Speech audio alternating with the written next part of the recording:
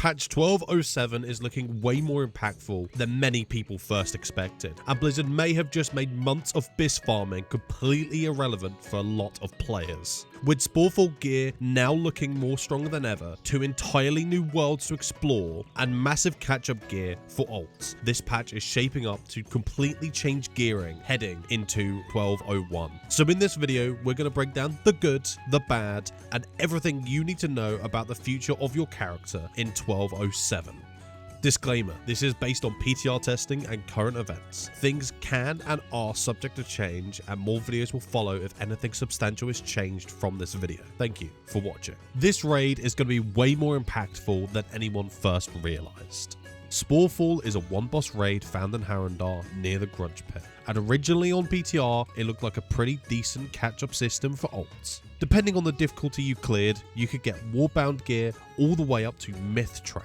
But with the latest PTR update, Blizzard made a complete change on how the gear works. The raid now drops a new gear called Spore Fused, which scales all the way up to item level 298 on Myth Track. So now, Myth Track will give 298, Hero will give 285, Normal will give 272, and LFR is 259. Now yes, by this point we would have already got Void Forged gear in the game, but the big difference here is that Void Forge only works with weapons and trinkets, while Spore Fused works with any pieces of gear that drop from the raid. And on top of that, any catalyst converted pieces can still become tier pieces while keeping the Sporefall item level, meaning top end players are most certainly going to be farming this raid constantly on top of their BiS items. The downside though is that all gear will be rolling a secondary stat lottery basically. So any pieces that you don't catalyst or is not a certain trinket, all secondary stats will be RNG. So even if you get your BiS ring, the stats could just be random and it could honestly be awful for your spec. And then there's the trinket. Sporelord Insignia is basically another plume style stat stick to the Bellow Ren trinkets, except the stats are looking even stronger than those ones. So if you finally want to get farming on your plume trinket, Blizzard may have just told you don't do that, and you will have to do that all over again if you have. Now, away from Sporefall and onto something else quite massive and honestly pretty drastic, a new feature coming to 12.07, heroic world tier zones just like the Legion remix ones. And depending on who you are as a player, this system is going to be an amazing way to gear your ults, or something most players are going to completely ignore depending on how Blizzard tunes the rewards. To unlock Heroic World Tier, you first need to kill the world boss tied to the zone, which right now honestly feels pretty easy even in a small group as long as you have a tank and a healer. But once you enter Heroic World Tier, the difficulty spikes fast.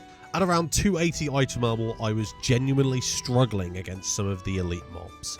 And if your group accidentally chains pulls together and you are a group of DPS, you are unfortunately going to be in a miserable time for most of it. Honestly, for open world content, it feels very similar to classic WoW again, and how dangerous pulling multiple mobs can be. Now, reward wise, Heroic World Tier gives you around 60 accolades per rare kill, the currency from 12.05, 50 from world quests, and another 100 from the weekly quests that you have to do there every week. So compared to normal mode, the efficiency difference is huge. However, the difficulty is something to keep in mind. The weird part though is the actual gear rewards. Right now the system mostly drops veteran gear, which feels incredibly low considering how difficult some of this content actually is, especially when the system itself mostly lets you buy hero gear from the currencies that you earn. Personally, I think Blizzard should increase this to at least a low champion gear if you really want players to engage with this long term and bring the ult for this considerably longer. Although overall I think it is a good system for alts. It's fast catch-up gear. The zones are surprisingly engaging for open world content, definitely in current WoW. And this clearly feels like a test from Blizzard for future world tier content, especially since Mythic World Tier was already data mined. So, while this probably won't matter much for gearing mains outside of mount and transmog or quick catch-up gear, honestly, this could be a really fun, solid stop for when you're beginning to get towards Mythic Plus. Overall, patch 12.07 is looking way more impactful than a usual 0.7 patch usually is. Sporefall alone is truly reshaping BiS gear at the end of the season, when usually we are getting a ring, belt, or necks that causes problems going into the 0.1 patch. Along with this, the Heroic World tier is truly shaping up to be something impactful that I can only imagine is going to be expanded upon in other zones / patches in the not too distant future. Now, for those who stayed till the end, you will likely be wondering when this comes out, and according to the PTR calendar, it seems that Turbulent Timeways will be starting on June 16th for NA and June 17th for EU.